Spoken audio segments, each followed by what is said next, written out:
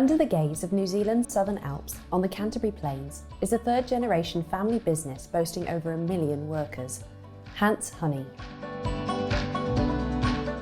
Jeff Hantz was the second generation of the family to run this hive of industry. Well, Hantz Honey was started by my mother and father around 1950, probably the late 40s. Dad worked for a beekeeper in Ellesmere and then decided to go into beekeeping full-time on his own. Bee welfare is paramount at Hantz. The hives are moved in the early evening so as not to disorientate the occupants. The annual cycle starts in early August. Hives out in the field are checked for the invasive Varroa mite, with special strips inserted. These strips affect the mite's nervous system. The hives are then stocked up with sugar syrup. Beekeeping these days relies very heavily on crop pollination. For Hantz, the pollination of carrot seed crops, radish seed crops and black currants are a vital part of the industry here in Canterbury. Jeff has a sobering thought around pollination. The importance of pollination by the honeybee is quite substantial in the fact that every third mouthful of food you eat is either directly or indirectly been pollinated by a honeybee. So if you had no honeybees on Earth, probably within 4 to 5 years you would be some serious starvation going on in the world. Gary Burt has been with Hantz for 45 years, 30 of which have been as head of queen production.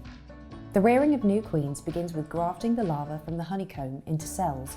Gary uses a delicate tool with a synthetic tip resembling a feather. Each larvae is very skillfully extracted and placed in a cell.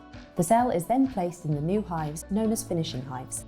Once hatched, the queens are corked and marked on the head with the colour for that year. They are then caged along with a few workers. The cage is then placed into hives where the queen is getting old. The cycle then starts again.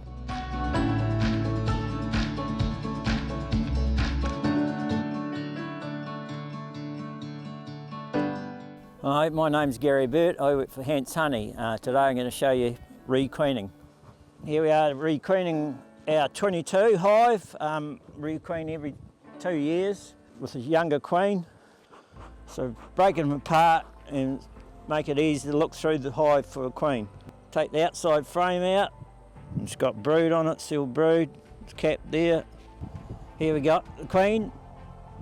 So I introduce the new queen by putting the cage queen in between the frames where the brood is. Put it down there so it's on an angle and bees can smell her scent, because the scent of the old queen will disappear in a matter of half an hour to an hour. Once they realise the old queen's scent is gone, they'll get used to her by the time they've eaten away through the candy and released her.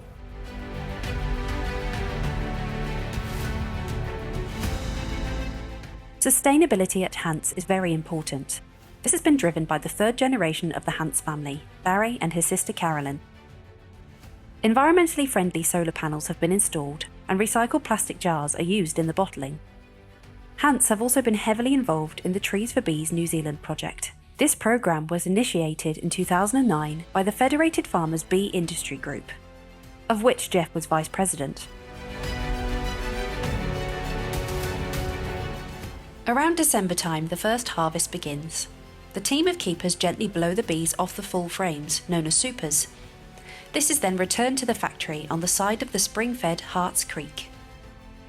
The honey is extracted by centrifugal force, before being bottled, labelled and packed by hand. Hantz do everything, from new queens to hive welfare, from the paddock to the jar. In the hands of beekeeping families like the Hantzes, the industry has a strong future. They do have a little help from over 1 million workers too. Hantz Honey, a hive of industry. Jeff Hantz sums it up. We've got total control of the production from the bee to the jar.